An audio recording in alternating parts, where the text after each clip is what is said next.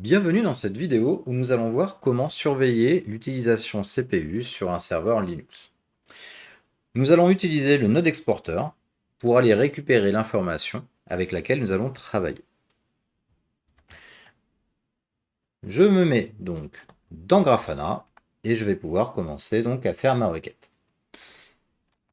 La métrique dont nous allons avoir besoin s'appelle node underscore CPU underscore seconds total. Hop. Bien sûr, vu que c'est un total, nous n'allons pas pouvoir exploiter cette information directement. Le but va être de récupérer le taux d'accroissement de cette information au fur et à mesure du temps. Donc pour ce faire, nous allons commencer par utiliser une fonction pour faire ce calcul de taux. Soit vous pouvez utiliser rate, soit irate, comme vous le souhaitez. En fonction de la période de temps avec laquelle travailler, car irate, on va donc travailler désormais avec un range vector. Donc là, par exemple, je vais demander à calculer un taux d'accroissement sur les 5 dernières minutes.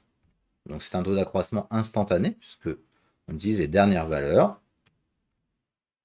Là. Et à ce moment-là, nous avons donc une valeur entre 0 et 1 pour les différents modes que l'on peut voir ici. L'utilisation CPU, on va voir différents états, ainsi que par CPU. Ce sont les labels qu'on a à notre disposition. Donc, ce qu'on va faire pour calculer ce taux d'utilisation, on va tout d'abord récupérer donc les informations concernant le mode idle, pour ensuite pouvoir faire donc une division par rapport à la totalité des valeurs sur les différents modes. Donc là, si je vais faire ça, donc irate, je rajoute un filtre. Donc rappelez-vous, un filtre, nous allons donc nous positionner avant la plage de temps. Et la syntaxe, c'est entre accolades, le label, donc mode égale idle. Voilà. Donc là, on voit en fait le taux d'utilisation CPU avec uniquement le mode idle. Donc c'est le temps d'inactivité.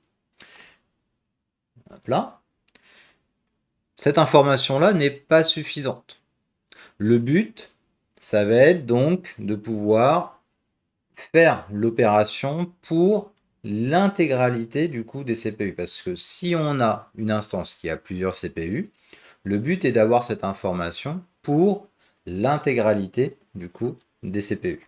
Donc ce que l'on va faire, pour avoir la totalité de ces valeurs du coup concernant ce mode, on va utiliser un opérateur d'agrégation, donc SUM.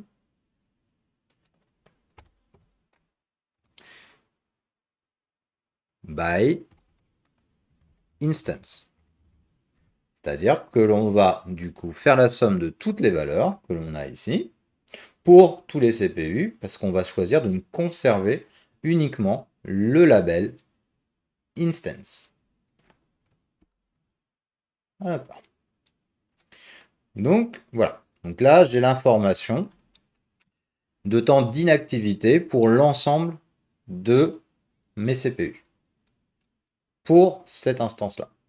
Maintenant, le but va être donc de faire la division pour qu'on puisse faire aussi avoir l'information qui va être du coup la moyenne finalement par rapport à nos éléments. Donc là, on fait la même chose, hop, mais sans le filtre sur le mode. Voilà. Et voilà. Donc là, comme ça, on n'a plus qu'une seule donnée par instance. Et donc, on a notre taux, finalement, pendant lequel le processeur, donc le CPU, n'est pas utilisé. Et on a une vision un petit peu lissée sur l'ensemble des CPU d'une machine. Là, par contre, on travaille avec le taux, du coup, finalement, où le processeur n'est pas utilisé. Donc ce qu'on va faire, ce qui nous intéresse, ça va être le taux d'utilisation. Donc comment on va faire pour avoir cette information-là? Eh bien, on va faire simplement une soustraction Rappelez-vous, la valeur est entre 0 et 1, et ben on va faire 1 moins, du coup, cette opération-là. Ce qui fait qu'on aura le taux d'utilisation cette fois-ci. Voilà. Donc là, on voit à peu près les moments où le processeur, du coup, travaille, enfin les processeurs travaillent. Sauf que on n'est pas en pourcentage. Le but, c'est de travailler avec un pourcentage. C'est beaucoup plus parlant pour la plupart des personnes. Donc à ce moment-là, cette information-là, on va la mettre entre parenthèses. Hop. Sauf qu'il m'avait ouvert ma parenthèse à la fin. Je reviens au début. Donc je vais faire 100 fois cette opération. Et là, nous avons donc le pourcentage d'utilisation CPU par instance avec une vision sur l'ensemble des cœurs à notre disposition. Bien entendu, à partir de là, si vous voulez utiliser cette métrique-là, par exemple dans un dashboard Grafana, je vous conseille de rajouter par exemple des filtres concernant les instances, suivant si vous voulez une information par instance, ou de laisser tel quel par rapport du coup à une vision globale, par exemple sur un cluster ou autre. Donc nous avons notre information. À partir de là, vous pouvez vous servir de ça pour créer par exemple une recording rule, pour avoir ce calcul qui soit fait de manière automatique par Prometheus et persister, pour éviter d'avoir à le recalculer à chaque fois. Et si vous souhaitez, on va pouvoir écrire donc une règle d'alerte à partir de là. Donc là, on est dans Prometheus. Voici un exemple de règle. Donc on retrouve la même expression que celle que je viens de vous faire dans Grafana, sauf qu'on va rajouter, pour faire notre règle d'alerte, par exemple, une vérification si cette valeur est supérieure à 85.